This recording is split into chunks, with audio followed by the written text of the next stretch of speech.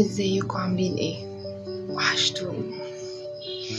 انا عارفه ان انا بستهبل بقالي كتير ومقصره جدا جدا في حق القناه. شغاله ايام وايام لا. اعذروني في صوتي او طاقتي اللي باينه ان هي خلصانه، ده حقيقي لانها محلوبه مش خلصانه ومستنزفه حرفيا. ده لان انا مش بمزاجي والله، شغاله على كذا كذا كذا كذا كذا كذا حاجه، وده من اكتر الحاجات اللي بتكون متعبة حرفيا، بتهلك البني ادم. وغلط انك تكون مدخل نفسك في كذا حاجة. كنت مفكرة ان البني ادم لما يكون ملهي طول اليوم وبيعمل كذا حاجة في اليوم ان هو بالشكل ده هيكون مرتاح. اتضح ان لا خالص خالص. حرفيا انا بقيت بتمنى ولو 10 دقايق لنفسي بس، من اللي كنت بتبطر عليهم زمان أو كنت ملة منهم زمان. البني آدم ما يفضل ملهي طول اليوم حاجة صعبة بجد. انتي بتنسي نفسك أصلا، مش بالمفهوم ان انتي تنسي تاكلي، تنسي تشربي، تنسي مثلا اهتمامك بنفسك، لا، تنسي نفسك، تنسي مميزاتك، تنسي انتي من جوه. فبتحتاجي ولو 10 دقايق بس تقعدي تستجمعي كل ده مع نفسك.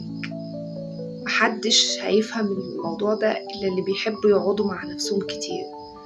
الناس اللي هي ما بتزهقش أو بتمل لو قعدت مع نفسها من غير موبايل، من غير نت، من غير حتى قراية، من غير أي حاجة، تقعدي انتي وهي بس.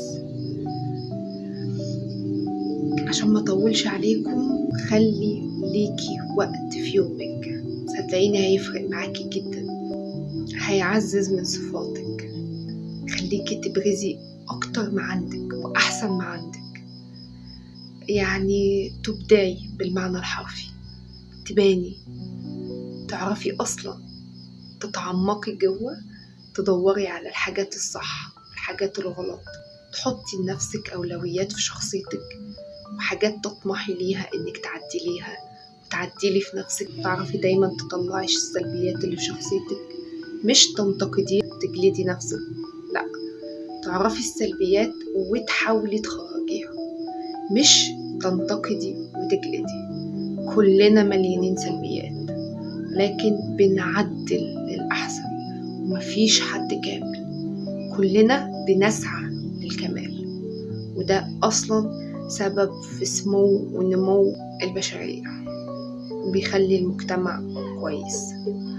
فخصصي لنفسك في اليوم مهما كنتي مشغولة، خصصي لنفسك ربع ساعة بس مع فنجان قهوة وقعدي اشربي مع نفسك. ما تفكريش في اللي فات ولا تخططي للي جاي في الشوية دول، سيبيهم ليكي. اهدي وهدي أعصابك، استرجعي نفسك علشان أصلا تقدر تفكر في اللي انتي هتخلصي وتروحي له.